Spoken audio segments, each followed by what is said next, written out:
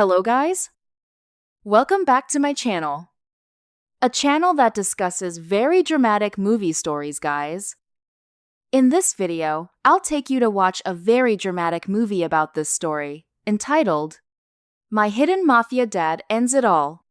Before this story begins, don't forget to hit subscribe and like. Instead of just being curious, let's continue watching this video until the end, okay?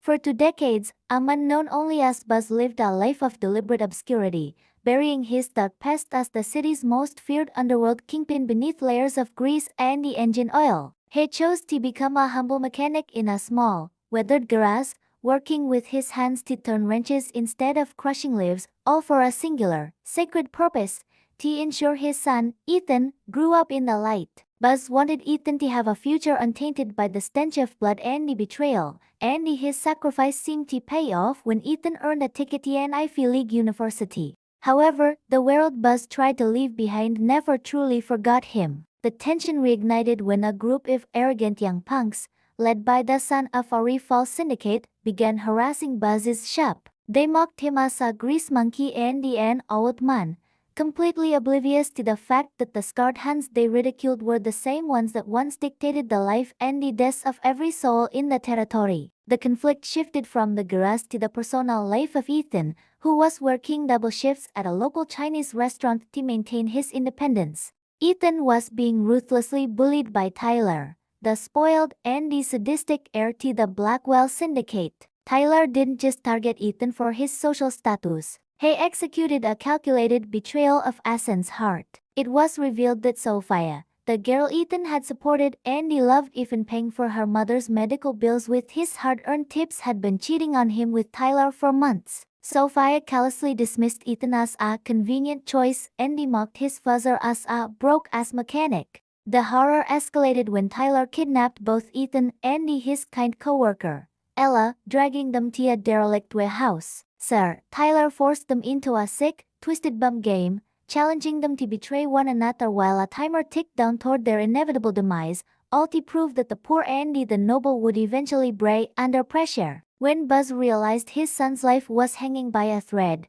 the monster that had been dormant for 20 years finally awoke with a terrifying clarity. He shed his cover as a powerless mechanic and reactivated his old, loyal network of soldiers who had been waiting for the return of their true boss. With a gaze of cold obsidian and an aura of absolute authority, Buzz led an armed convoy to track Asen's location using a secret tracker he had embedded in his son's phone years ago as a fail-safe. Arriving at the warehouse just as Tyler was threatening to sell Ella's organs on the black market and break Asen's legs, Buzz dismantled the syndicate's security with clinical precision. Tyler, still arrogant, tried to mock the stinking mechanic, but his world collapsed when he saw his own father's men bow in fear to the legend they called Boss. The hidden Mafia dad ended the war in a single night, proving that while he preferred fixing cars, his true mastery lay in ending empires to protect his blood. The air in the warehouse was stagnant,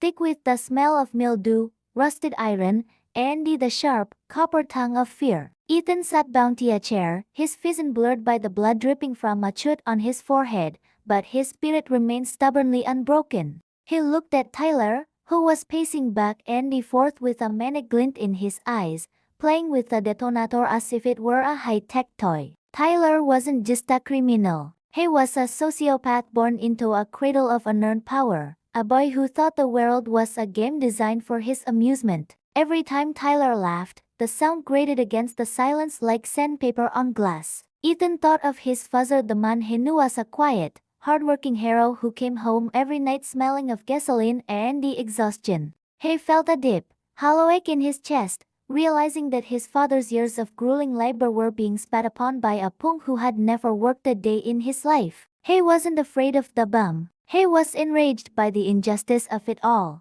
Tyler stopped in front of Ella, who was trembling so violently that the chair she was tied to rattled against the concrete floor. He leaned in, his voice a low, venomous hiss that made the hair on the back of Asen's neck stand up. "You see, Ella, this is the reality of the world. Your noble boyfriend here can't do shit to save you. He's just like his daddy, a servant, a nobody. And you? You're just a pretty little package I'm going to ship off to someone who can actually afford you. He reached out a hand to stroke her cheek, but Ethan let out a guttural roar, straining against his zip ties until the plastic bit deep into his wrists. Don't you touch her, you coward! Tyler didn't flinch. He just turned and he delivered a sharp kick to Essen's ribs, a dull thud echoing through the cavernous space. Coward! You own the rules, Ethan. I am the rules. My father is the chairman of the Blackwell Syndicate, and your father is someone who crawls under cars for a living. Know your place. Outside the warehouse, the rain began to fall in heavy, rhythmic sheets, masking the sound of the 12 black serfs that had silently surrounded the perimeter. Buzz sat in the back of the lead vehicle, his hands resting on his knees. The dirt under his fingernails was the only remnant of the mechanic he had been for 2 decades. The rest of him was the ghost of the man who had once burned the city to the ground to establish order. Behind him sat Marcus, his oldest friend and the most lethal enforcer, who was checking the magazine of a suppressed submachine gun. Boss, the thermal scan shows 4 tangos on the floor, 2 on the catwalks. The kid and the girl are in the center. The bomb is homemade, probably unstable. Buzz didn't blink. His heart, which usually beat for the simple joys of a fixed engine or a good report card, was now a cold, tactical engine of war. Move in. No more survivors except the kids. Andy Marcus. If they've touched my son, you want the building leveled with them inside. Inside the warehouse, the timer on the bomb display flickered into the final 60 seconds. Tyler was laughing now, a high-pitched, hysterical sound that signaled he had finally lost his grip on reality. Time to choose, Ethan. Red wire or blue wire? Who gets to paint the walls today? Ella was sobbing, her eyes fixed on Ethan with a look of such profound loss and the apology that it shattered what was left of his composure.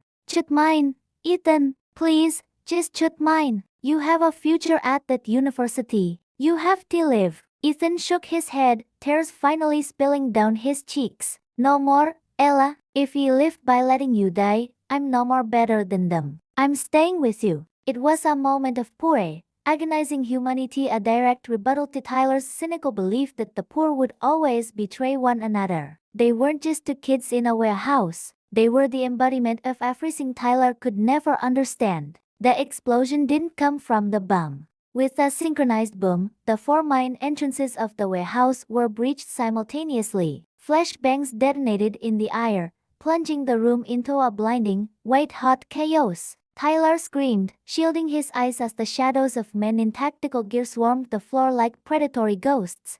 There was no more shouting, no more wasted movement. Just the clinical sweep of suppressed fire as Tyler's guns were dropped where they stood. Tyler scrambled backward, reaching for his gun, but a heavy boot slammed into his wrist, the sound of snapping bone audible even all for the ringing in his ears. He looked up, his vision clearing, to see a figure standing over him that made his heart stop. It was the Grease Monkey, but he wasn't wearing a tattered jumpsuit. He was wearing a tailored black overcoat, and his eyes were full of a darkness that promised a fate far worse than this. With a single, fluid motion, he bypassed the short circuit and neutralized the timer. The red light died, and with it, the immediate threat of annihilation. He then turned his attention to the chair, pulling a knife from his belt and slicing through Essen's restraints as if they were made of silk. Ethan fell forward into his father's arms, the smell of gunpowder and the expensive wool replacing the scent of gasoline he had known all his life.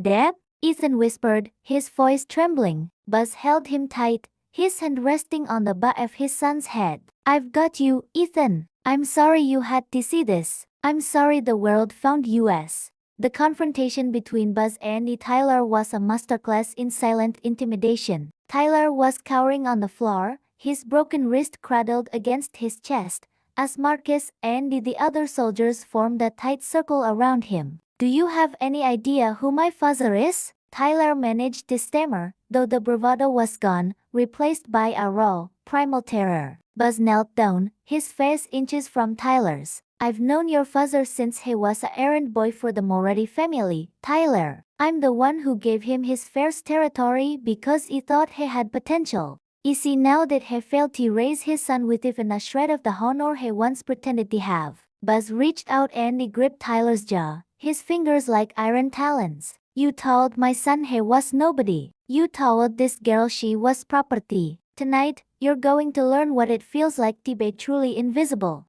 Marcus stepped forward, holding a tablet that displayed the Blackwell Syndicate's financial records in real time. Boss, the liquidation is 80% complete. We've intercepted the offshore accounts and the property deeds. By dawn, the Blackwells won't even own the shoes they're wearing. Buzz nodded, his focus never leaving Tyler's pale face. Good.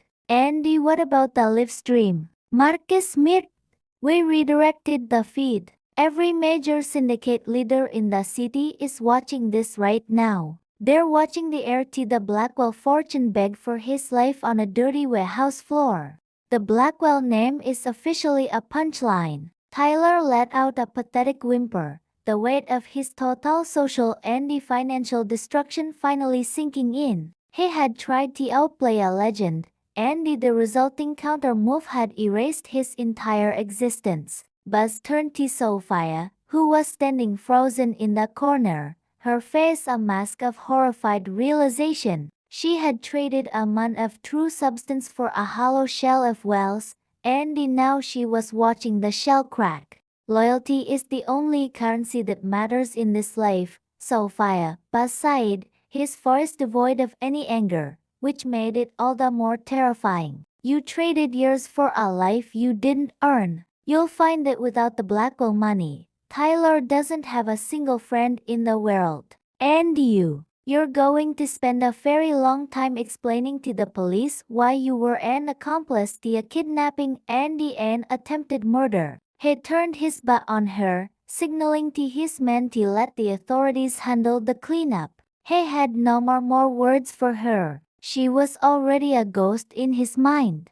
As they walked out of the warehouse, the rain had slowed to a gentle drizzle, the cool air feeling like a baptism after the heat of the conflict. Buzz led Ethan and Ella toward a waiting sedan, his posture as straight as a soldier's. Ethan looked at the convoy of black SUVs and the army of men who moved with a discipline that surpassed any police force. He looked at his father, seeing the scars on his hands in a new light. They weren't just the marks of a mechanic. They were the scars of a protector who had fought 100 wars to buy 20 years of peace. Who are you, Dad? Ethan asked, the question hanging in the air like a heavy mist. Buzz opened the car door, his expression softening as he looked at his son. I'm a man who would do it all again for another 20 years with you, Ethan. But for tonight, I'm just your father, Andy. I'm taking you home. The aftermath of the warehouse incident was a seismic shift in the city's power structure. Within 48 hours, the Blackwell Syndicate was dismantled from the top down. The chairman was found in a cheap motel, stripped of his assets and his dignity.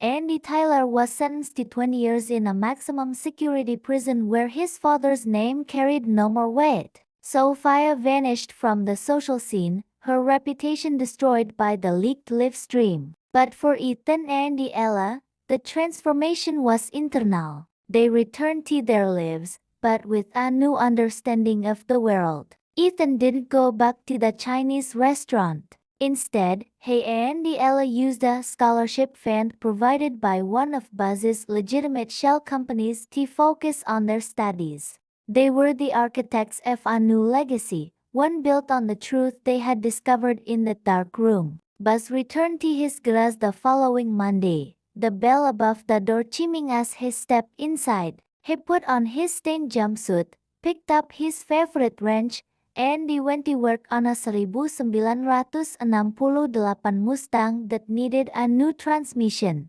To the neighborhood, he was still the same quiet, reliable mechanic. But there was a difference now. A subtle aura of peace surrounded the shop, and the local gangs gave the property a wide berth, as if sensing the presence of a sleeping dragon. Every now and then, a black SUV would pull up to the curb, and a man in a suit would step out just to nod in respect to the old man under the hood. Buzz would nod back, a silent acknowledgement of a debt paid and a line held. He was a man of total integrity, and he was satisfied with every single second of his quiet life. The narrative moves toward a final reflection on the nature of power and silence. It highlights how the strongest men aren't those who shout the loudest or flaunt their wealth, but those who are willing to bury their own glory to pave a path for others.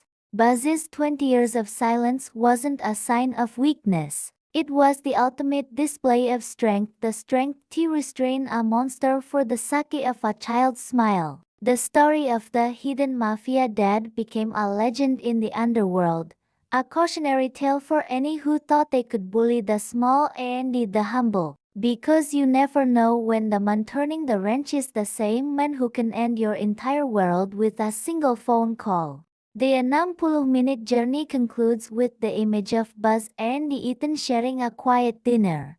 The secret between them no longer a wall, but a bridge to a future where they are finally, perfectly, free. The internal architecture of the Blackwell Syndicate didn't just collapse. It was professionally excavated. Buzz's accountants and the legal teams, who had been operating in the shadows for 2 decades, moved with a surgical precision that left the city's financial sector in awe. They didn't just take the money. They revealed the systematic corruption that had allowed the Blackwells to thrive, ensuring that the void they left behind would be filled with more transparent and ethical enterprises. This move wasn't just about revenge. It was about the restoration of a city that Buzz once loved. He had spent 20 years watching the rot grow from his garage, and in one night of monster-waking fury, he had provided the cure. The Blackwell name was erased from every building and every ledger,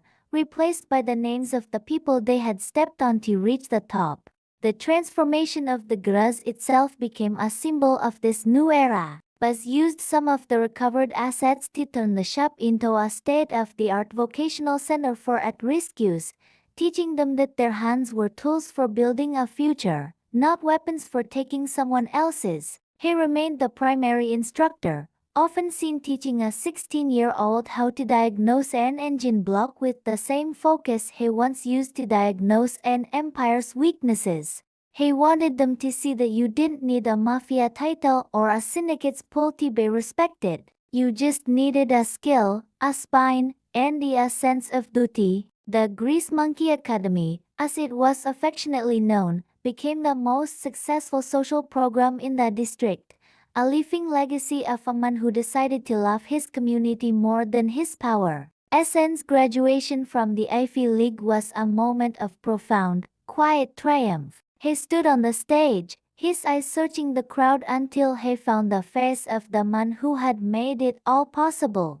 Buzz Wasser, standing at the back of the auditorium in a simple, well-pressed suit, his hands clasped behind his back. He didn't cheer or wave. He just nodded, a small, knowing smile playing on his lips. Ethan realized then that his father's mistake of waking the monster was actually the greatest act of love he had ever witnessed. It was the moment Buzz decided that his son's future was worth the risk of his own peace. As Ethan accepted his diploma, he didn't just feel like a successful student. He felt like the son of a king who had finally reclaimed his crown of honor. The relationship between Ethan and Ella flourished in the light of their new reality. They spent their summers working at the vocational center, helping Buzz with the next generation of engineers. Ella had become a successful nurse, her empathy and resilience making her a legend in her own right.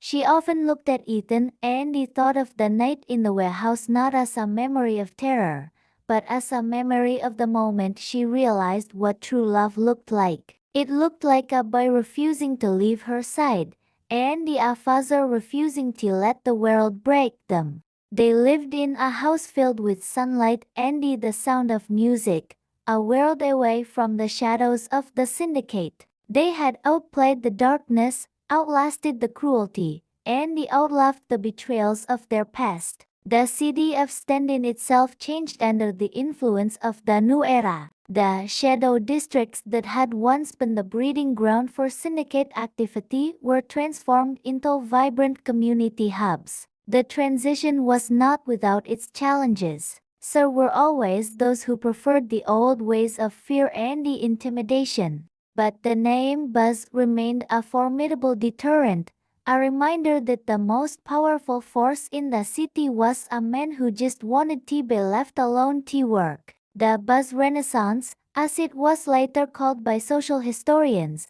was a direct result of a mafia boss who decided to be a fuzzer. Instead, it proved that a city could be more prosperous by being more just, and that the best leaders are those who lead with their hands and their hearts. The narrative's resonance was also felt in the world of high-stakes litigation. The case against Tyler and the Blackwells set new precedents for the prosecution of organized crime through financial forensics and the digital evidence. The Ethan Tracker, as it was called in legal textbooks, was used to illustrate the importance of proactive security in protecting the vulnerable. This legal legacy ensured that other hidden sons or targeted innocents would have a better chance at justice than Ethan had at the start of his journey. It was a victory for the system as much as it was for the individual. Buzz had not just saved his son, he had saved the very idea of justice in a world that had almost forgotten it. In his 80s, Buzz took up gardening, a hobby that required a different kind of patience than mechanics. He turned the small plot of land behind the garage into a lush sanctuary of lavender and white roses. He would sit there with his great-grandchildren, teaching them the names of the plants and the stories of the people who lived in the city before it was fixed. He was a man who had lived 1,000 lives in one, and he was satisfied with every single one of them. He looked at his hands that had stabilized the Mafia throne, hands that had washed the son's dishes, and the hands that now nurtured a garden. They were strong, calloused, and perfect in their history. He was Buzz, and he was home. Buzz's final project before his passing was the creation of a national archive for the history of the working class.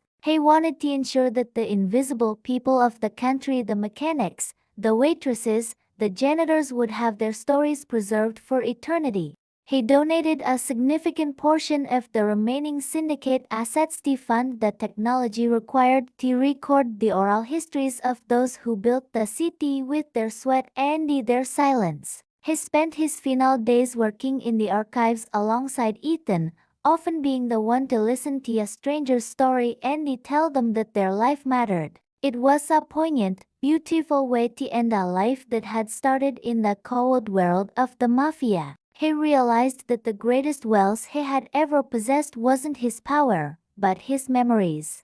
The morning following the Blackwell downfall, the city felt different, as if a heavy, invisible fog had finally lifted from the streets. Ethan stood in the kitchen of their modest apartment, watching his father, Buzz, meticulously clean his fingernails with a small brush. The grease was stubborn, but the blood of the previous night was long gone. For the first time in his life, Ethan felt a strange distance between them, a gap filled with the weight of the 5 stars, or rather, the hundreds of soldiers his father had commanded.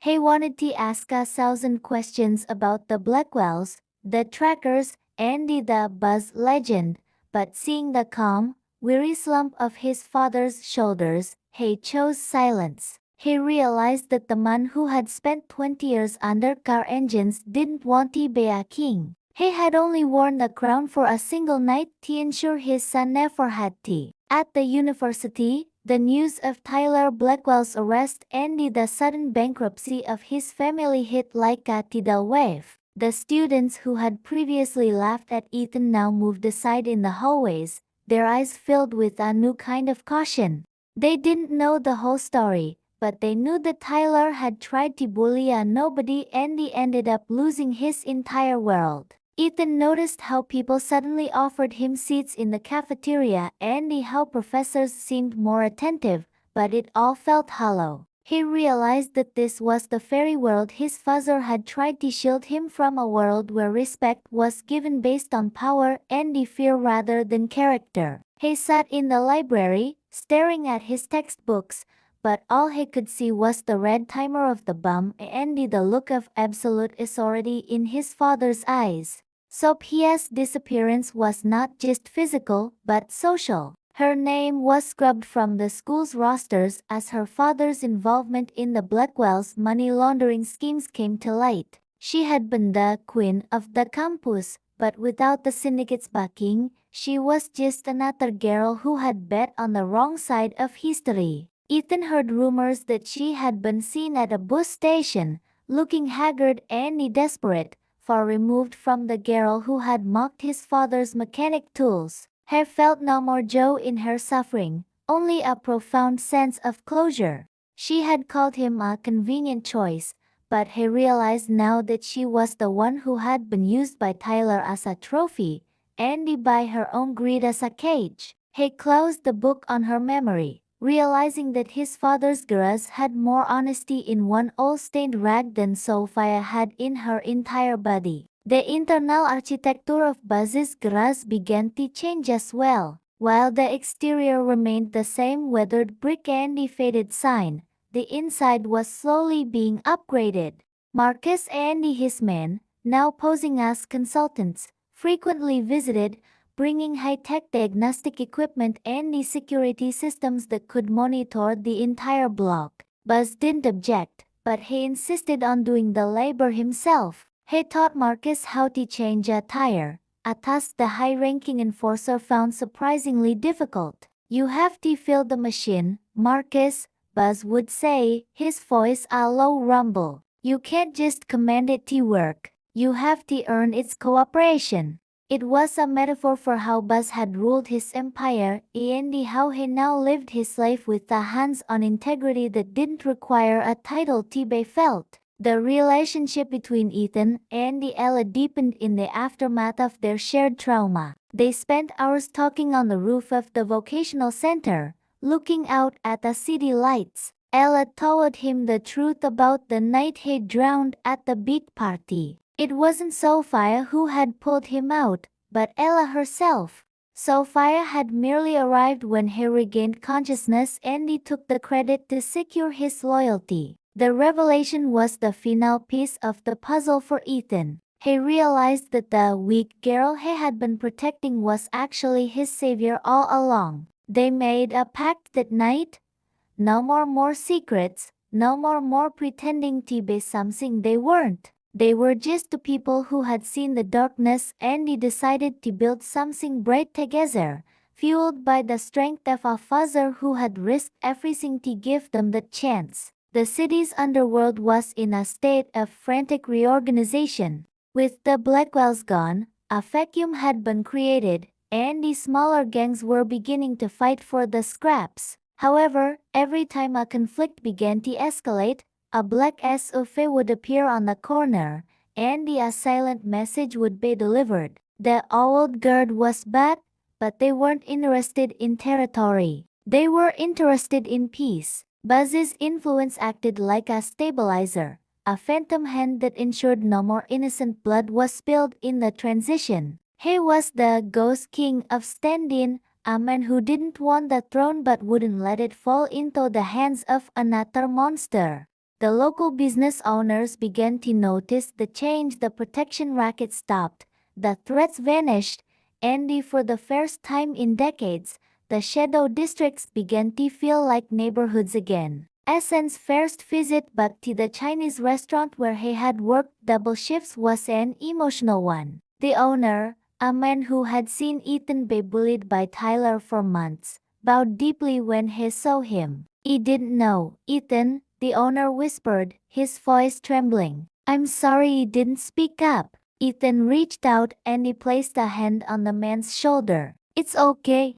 You were just trying to keep your shop. My father understands that better than anyone." He realized then that fear was a universal language in the city, and his father had spent 20 years trying to translate it into peace. He left a generous tip, not as a display of wealth, but as a thank you for the lessons he had learned in the kitchen, lessons about patience, humility, and the quiet dignity of work. As the months passed, Buzz began to open up to Ethan about his past. On Saturday nights, over a game of chess in the garage, he would tell stories of the old days, not the violence, but the tactical chess moves he had to make to protect his men. He spoke of the Blackwell chairman's father and how a single act of mercy 25 years ago had eventually led to the betrayal of the current generation. Power is a parasite, Ethan, Buzz warned. If you don't feed it with honor, it starts to eat you from the inside out. Ethan listened, absorbing the wisdom of a man who had been both a monster and a mechanic. He realized that his father's mistake wasn't waking the monster. It was ever believing that the world would let a good man stay hidden forever. The vocational center, now fully operational, became a sanctuary for the youth of the district. Buzz spent his afternoons teaching them how to repair everything from old engines to broken electronics. He didn't just give them skills, he gave them a philosophy. Every part has a purpose, he would tell a young boy struggling with a carburetor. If one piece is out of alignment, the whole machine fails. It's the same with a community. You can't just look out for yourself. The kids worshipped him, calling him Old Man Buzz, unaware that the gentle mentor was the man who had neutralized a syndicate in a single rainy night. He was building an army of a different kind, an army of engineers, technicians, and the citizens who knew their worth. Tyler Blackwell's sentencing was a public event, but Buzz refused to attend. He stayed in the garage, working on a car that had been in an accident, slowly hammering out the dents in the fender. The court is for the lawyers, Ethan, Buzz sighed when his son asked why he wasn't going. My justice was settled the moment he brought you home. Everything else is just paperwork. Ethan went to the court on his father's behalf, sitting in the back row as the judge read out the long list of crimes. When Tyler was led out in handcuffs, he caught Essen's eye for a split second. There was no more arrogance, only a hollow, echoing fear. Ethan realized then that his father's silence was his greatest victory. He had let Tyler live so he could watch the world move on without him. The internal peace that Buzz had cultivated for 20 years was finally real, rather than a forced restraint. He no more longer felt the need to look over his shoulder or hide his tracker. He had shown the world what happened when the line was crossed, and the world had respected the boundary. He began to take walks in the local park, often stopping to talk to the other seniors about the weather or the local sports teams. He was just a man named Buzz, a mechanic with a son in the Ivy League. The weight of his past had become a foundation rather than a burden, a story he could tell with a clear conscience. He had outplayed the darkness, outlasted the greed, and outlived the shadows. He was finally, perfectly, home. The narrative's resonance was felt in the legal community as well. The Blackwell case was used to overhaul the city's corporate transparency laws, making it harder for syndicates to hide behind legitimate businesses. Marcus, acting as an anonymous whistleblower under Buzz's direction, provided the evidence needed to close a dozen legal loopholes. The city began to see a surge in new, ethical businesses, many of them started by the graduates of Buzz's vocational center. The Buzz effect, as the local papers called it, was a revitalization of the working class. It was a proof that one man's integrity could change the trajectory of an entire city, even if the man preferred to remain in the shadows of a garage. In his 80s, Buzz spent more time in the garden behind the shop, which Ella had helped him turn into a paradise of white roses and lavender. He would sit in a rocking chair, his hands now stiff with age but still clean, resting on his knees. He would watch his great-grandchildren play among the rosa bushes, their laughter a sweet, melodic victory over the silence of the warehouse. He felt a profound sense of satisfaction, knowing that the cycle of violence had been broken. His children and his children's children would never know the smell of gunpowder or the weight of a detonator. They would only know the smell of flowers and the weight of a grandfather's laugh. He was Buzz, and he had finished the work. Buzz's final project was a memoir he dictated to Ethan during the quiet hours of the night. He didn't want it published until long after he was gone. He called it The Mechanics of Honor. In it, he detailed the internal architecture of power and the importance of knowing when to speak and when to stay silent. A king who has to tell you he's the king is no more king at all, he wrote. True power is being able to fix what's broken without anyone ever knowing it was damaged. Ethan typed every word, tears often blurring his vision as he realized the depth of his father's sacrifice. It was a letter of love to a son, a guide for a leader, and a confession of a monster who became a man. When Buzz eventually passed away, he died peacefully in his sleep, his final gaze fixed on a framed photo of Ethan and Ella on their wedding day. The entire city didn't know who had died, but the turnout at his funeral was immense. Men in black suits stood alongside kids in greasy jumpsuits, all of them bowing their heads in respect for the old man. There were no more speeches about his mafia past, only stories about the cars he had fixed and the lives he had changed. Ethan stood at the head of the grave, holding his father's favorite wrench, realizing that his father hadn't just fixed cars, he had fixed the soul of everyone who knew him. The legend was gone, but the honor remained the law of the land.